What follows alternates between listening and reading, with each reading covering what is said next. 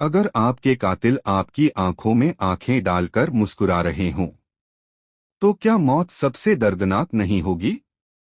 उस रात भटपुरा गांव सो रहा था, लेकिन एक आदमी जाग रहा था। उसकी आंखें खुली थीं, सांस अटकी हुई थी, और उसकी छाती पर बैठी थी उसकी अपनी पत्नी।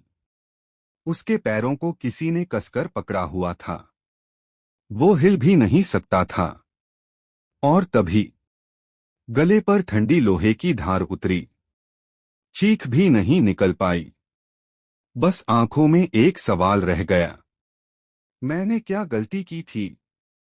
अध्याय 1। वो घर जहां मौत पहले से मौजूद थी। भटपुरा कोई बड़ा गांव नहीं था। कच्चे पक्के घर, संकरी गलियां, और हर किसी की जिंदगी सबको पता। बालराम का घर गांव के कोने में था।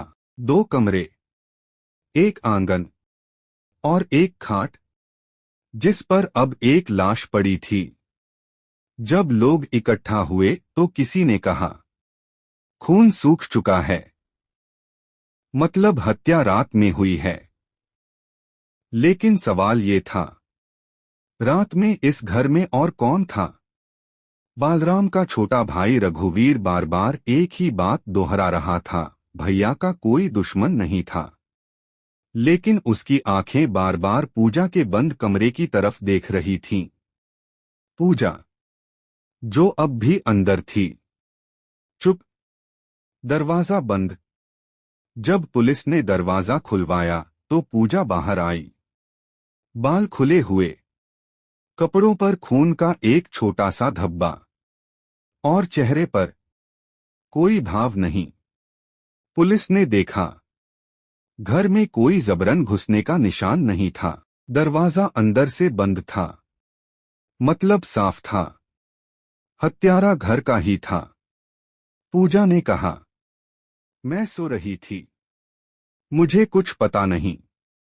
लेकिन सवाल ये था, इतनी बड़ी घटना और नींद नहीं टूटी। जब एसपी राजेश द्विवेदी मौके पर पहुंचे तो उन्होंने सबसे पहले लाश नहीं देखी। उन्होंने पूजा को देखा। उसकी आंखें लाल नहीं थीं, रोने के निशान नहीं थे। एसपी ने मन ही मन कहा, या तो ये बहुत मजबूत है या बहुत खतरनाक। जांच आगे बढ़ी। फोन रिकॉर्ड खंगाले गए। एक नाम बार बार सामने आया, आदेश, पूजा का भांजा, जो अक्सर घर आता जाता था, जो बालराम की गैरमौजूदगी में भी दिखता था, और जो हत्या की रात गांव में ही था। गांव वाले खुलकर कुछ नहीं कह रहे थे, लेकिन अलग अलग बातें जोड़ने पर तस्वीर साफ हो रही थी। रात को दोनों छत पर देर तक रहते थे। बालराम कई बार गुस्से में दिखा था। उसने पंचायत तक की धमकी दी थी।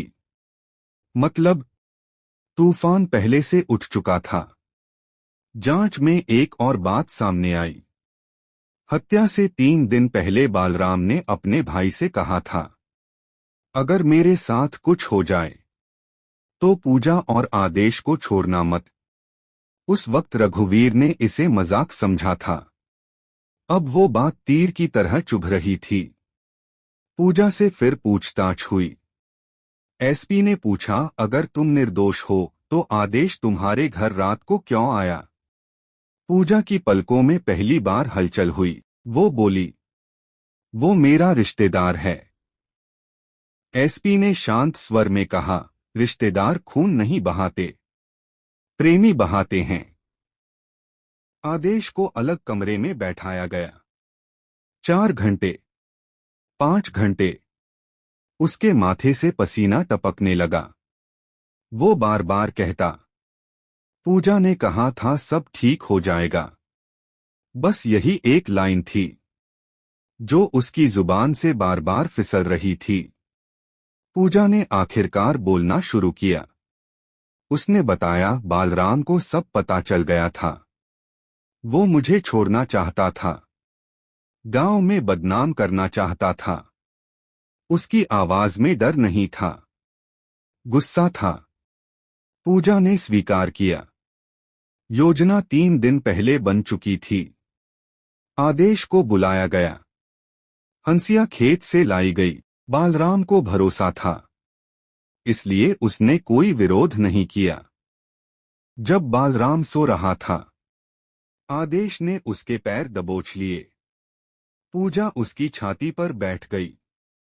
बालराम ने संघर्ष करने की कोशिश की, लेकिन आवाज गले में ही दब गई। और फिर एक बार, फिर दूसरा। पोस्टमार्टम में खुलासा हुआ, मौत तुरंत नहीं हुई थी। बालराम करीब 40 सेकंड तक जिंदा था। वो सब देख रहा था, महसूस कर रहा था, और शायद सोच रहा था। जिस पर भरोसा किया, वही कातिल निकली। पूजा और आदेश को जेल भेज दिया गया। पूजा ने पीछे मुड़कर नहीं देखा। आदेश रोता रहा। गांव में कोई खुश नहीं था, सिर्फ सन्नाटा था। एसपी द्विवेदी ने केस डायरी बंद करते हुए कहा, हर हत्या चाकू से नहीं होती, कुछ हत्याएं भरोसे से होती हैं। भटपुरा गांव आज भी शांत है, लेकिन उस घर के सामने से गुजरते वक्त लोग आज भी कदम तेज कर लेते हैं, क्योंकि वो जानते हैं खून सूख जाता है, पर सच कभी नहीं।